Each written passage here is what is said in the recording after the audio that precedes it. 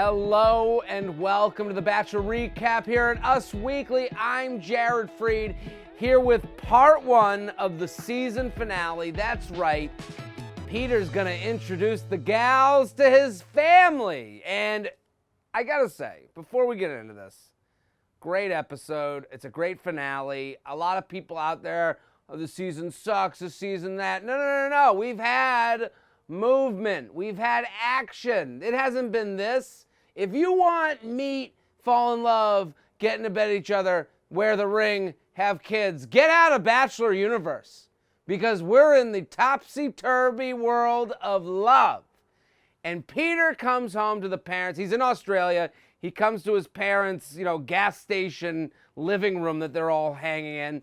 His brother's there, who I didn't think someone could have skinnier legs than Peter, and I'm wrong. When I'm wrong, I'll admit it. I'm wrong. There are skinnier legs on men out there. Good on you, Peter's brother. So we come to the parents.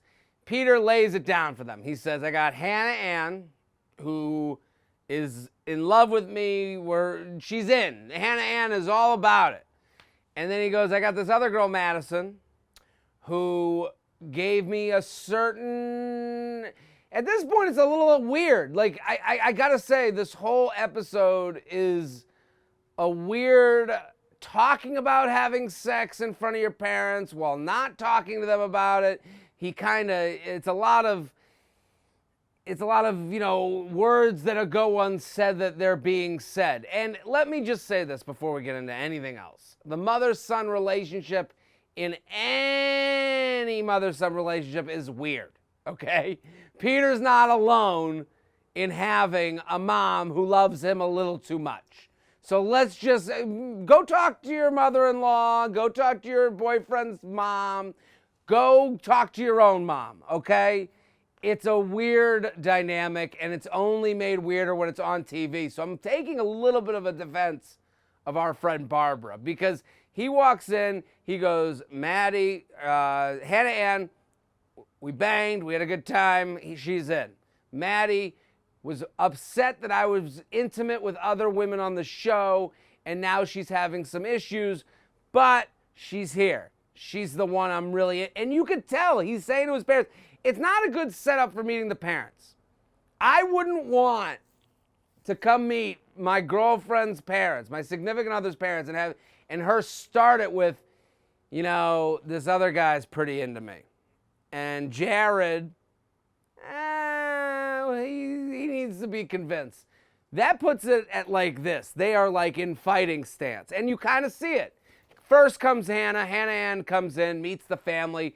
She's basically in tears. The mom's wearing a tube top. That's what you hope your mom wears to meet your significant other. Mom, put on the tube top. Mom, dress like it's the Sadie Hawkins dance in middle school. Mom, do your best Britney Spears. Mom, I want you to dress 1999 Christina Aguilera. Can you do it? Okay, good.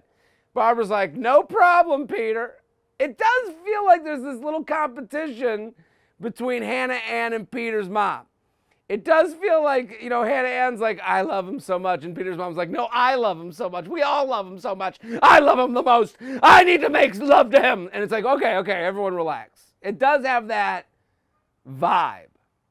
They meet. The dad meets Hannah Ann. Peter's dad is weird. It just looks like he's a second away from saying fondle at all times. Just like him and Hannah Ann, he's like, oh, whoa, I like that dress. I used to fondle dresses back in the day. Like, you keep waiting for him to go off on this weird, kind of sexual soliloquy. So then she meets the brother, non-entity in this situation, and the meeting is normal. It's nice. They seem to like her. But, again, the family was set up to like Hannah Ann. They were predisposed from the initial talk to like Hannah Ann. They were looking at her going, well, this is the woman. What do you expect, too? Like, if you're told as a mom, this girl's obsessed with me, you're going to go, yes, you're obsessed. She's obsessed with the person that I made and then formed and then put out into the world. Yeah, I think she's good. You're going to love what you did. We're all narcissists. Let's all agree. Even you, Peter's mom, all of us want to believe. Look at the picture of the charcuterie board you have in your pocket. You have no formal training. You don't even know what meats are on the plate. You don't know cheeses. You're not a sommelier. You're not pairing wines.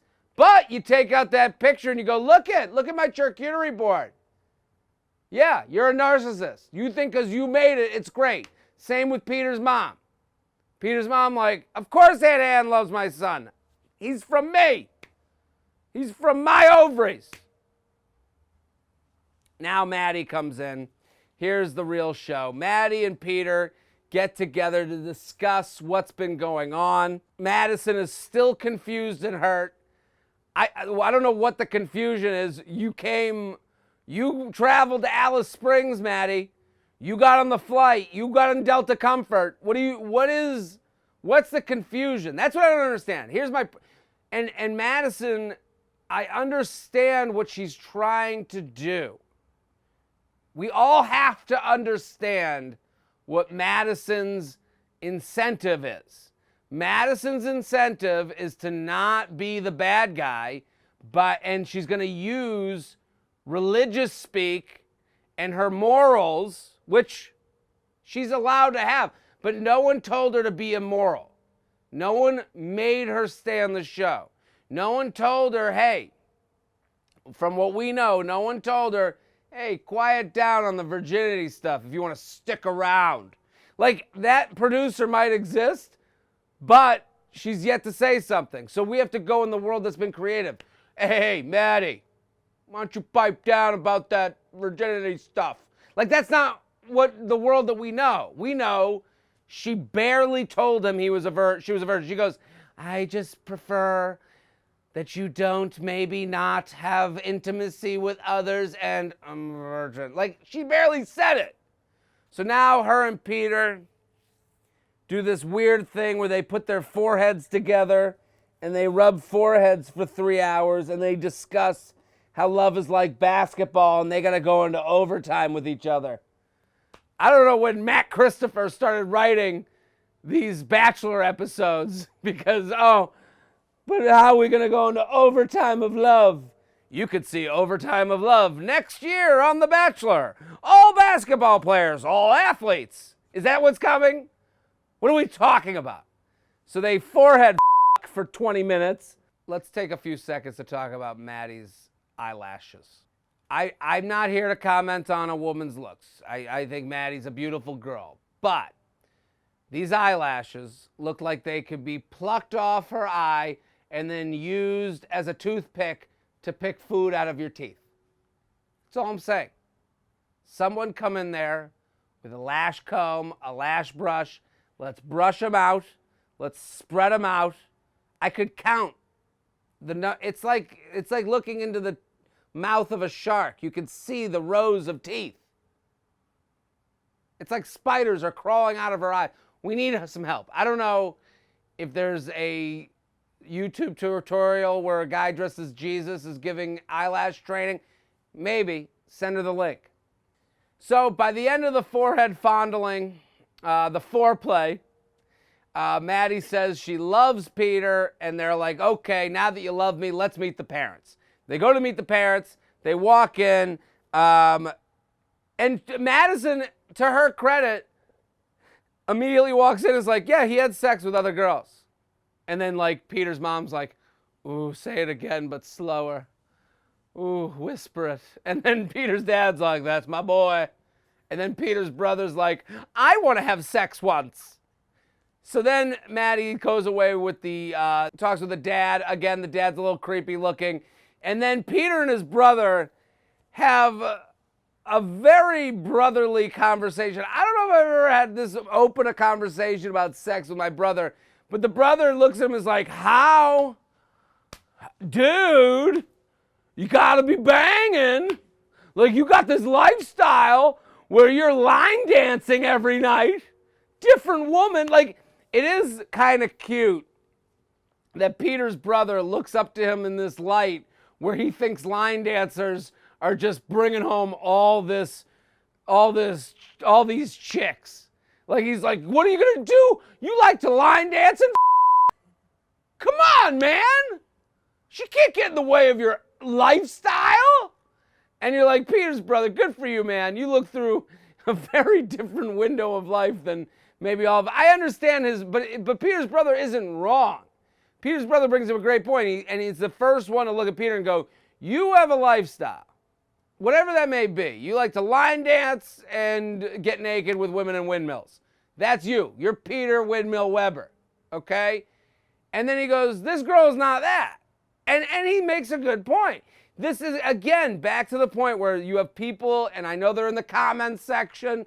Hi. I hope church was nice. Because they're in the comments section telling me that I'm anti-God, Jesus, church. That's not what we're saying. We're saying this isn't a match. Peter goes down on a woman 4 times in a windmill. That's what he does. Maddie takes the Bible and has her apple juice and, reads for an hour. We can all have our things. I like to scream at the Bachelor. It's a weird thing. Different. This is what I'm saying. Then we have the face-off between Maddie and Peter's mom, Barbara. Now, this was a weird conversation. Maddie is trying to do the thing where she's trying to get the public's opinion on her side. She says, I'm not going to bring down my morals. I come from this world, and now I'm realizing he's from another world. And it's interesting because it's a very passive-aggressive argument they're having. Maddie is not right in what she's saying. She's saying, well, from this, it's not about that. It's not about the sex. You are finding out he's just maybe not the match for you. That's okay. That has to do with religion. That has to do with background. But then she starts protecting herself and trying to create a posse around her by saying, well, I will not be shamed for my morals. I will not put aside my standard. And it's like, yeah, you're right, but this lies you're lacking context in this conversation. And at that point, Barbara, Peter's mom, is like, she's got to protect the son. She becomes, the mama, the lioness. Peter's spiritual. All of a sudden, she wants to say that Peter isn't a bad person. She's got to say he's spiritual. This is what happens. She's caught up in a conversation of right versus wrong, and it's not. It's two people with two different lives. And then all of a sudden, they have this weird conversation where Peter's mom's like, my son's going to get laid. Like, it's like kind of weird. And then all of a sudden, Peter's mom is like, I spoke to God. And you're like, what? You're not the God person. Because she feels she has to keep up with Maddie in the looking good contest. It's a very weird fight. And I feel like it's a fight that only happens between moms and women trying to date their sons. Like, it only happens in this weird virtuous world where we have to keep up with the Joneses. Maddie gets out. Peter sits with his parents and basically what do you guys think? And of course, they're like two beautiful women. We love them both, whatever. And this is when Peter's like, this is where Peter's mom, she's like, I got to put together the show because I want to get my way. You're starting to see how this family dynamic works. Mama Bear doesn't get her way. And then she says, uh-oh, I better go into Spanish soap opera mode and really blow this thing up because I need the family to all feel bad and join me in my side. And listen, we all have moms. We've all seen this dog and pony show, right? Right?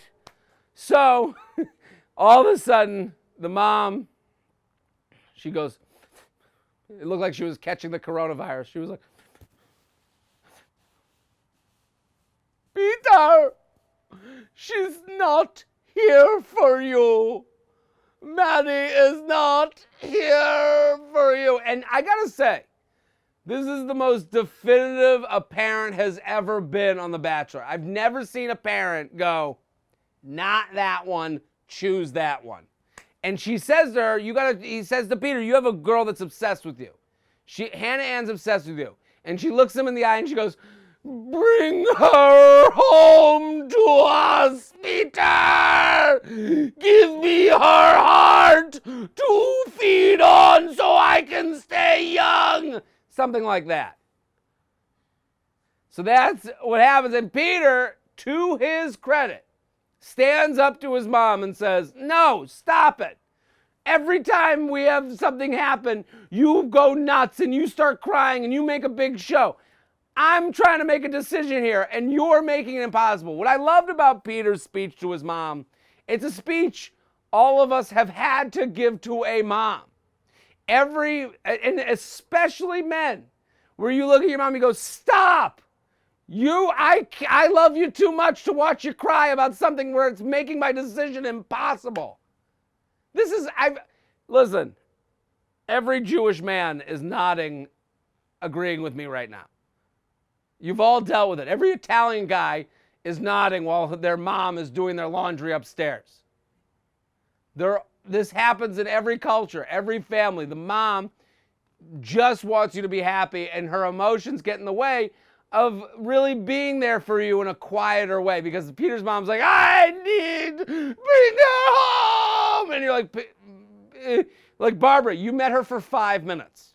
Barbara, you spent maybe 20 minutes with this girl. You don't know. You don't know if she's the right one. Maybe you know Maddie's not the right match, but you don't know the other one's the one that he needs to bring home. So that's where this whole thing is a mess of emotions. It's a mess of looking right on TV.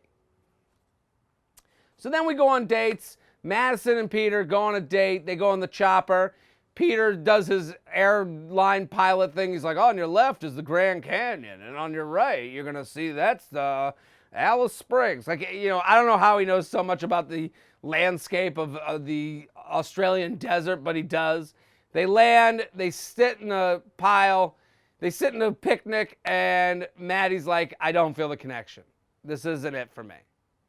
Which, I gotta say, if the gender roles were reversed, I don't think anyone would take the side of someone dumping someone after a 2-hour airplane ride out there. She couldn't have done it at the helipad. She couldn't have been like, hey, before we get on this helicopter, let's talk this out. She's got to go 2 hours. Every woman would go, I can't believe, do you know? She would go home to her friends. If a guy dumped a girl after a 2-hour helicopter ride at a picnic, she'd go, and he brought me out of the desert, and it's me and a wallaby, and he dumps me. And we were together for like 2 months, and my birthday is literally in 13 weeks. He dumped me 13 weeks before my birthday. And all the friends would go, oh my God! In the Australian desert, there was an emu! 13 weeks before your birthday! See the difference here? See why Jed Wyatt is sitting in a cave in Tunisia wondering why his life changed the way it did? Because we don't get the same. The rules is different for both sides. She leaves. Hannah Ann goes to, bathe in a baptism water. Peter wanders off into the desert. Then he has a Hannah Ann date. I don't know if this was weird editing. I don't know if this was how if this was the sequence of events as we know it as viewers. It's bizarre, right? Aren't we all like, this is a weird, because he gets dumped by Madison, then goes on a date with Hannah Ann as if nothing happened. You have to say to Hannah Ann, like, this is where Peter's withholding information. You have to look at Hannah Ann and go, yeah, that is over. I'm now deciding between engagement and non-engagement. That's where we are. Because Hannah Ann, and it was very interesting because I felt for Hannah Ann. She's being very honest. She's being very vulnerable. And she looks at Peter and she goes, yeah, I'm here for you. I just need some feedback. I need to hear you. And it's like, Hannah Ann is all of us in relationships where we see it and the other person doesn't. Because when you see it, you're honest, you're ready to go, get in the car. It's all packed. Let's drive away. And then the other person's going, yeah, I'm going to be in the bathroom for a second. And you're going, you just went to the bathroom. And they're like, oh, I gotta go pick up some snacks. We got tons of snacks. I don't know. And you were like, this is Peter's dragging his feet towards a decision because he's not there for Hannah Ann. And he should have said that. He should have looked, the show should have ended right before that date. As bad as Maddie was to let the helicopter ride happen and dump him off, next to the Tasmanian devil, is as wrong as Peter was for not saying to Hannah Ann, hey, this is also over. I got to go home. I got to go fly some, regional jets and figure my life out because my mom's a crazy person. I got to move out of that house. That's what he should be saying. But no, he goes on this date. She's like, I need more out of you. He's like, they have this whatever date, and you kind of feel like, hey, say something. And when it goes unsaid, it's kind of weird. And that's our episode. We come back to the dome of the Undateables. Chris Harrison tells us that, Maddie's going to be back and Barbara's going to be back, and we're going to meet, the new Bachelorette. And I'll be back with our final episode of the recap tomorrow. Boom.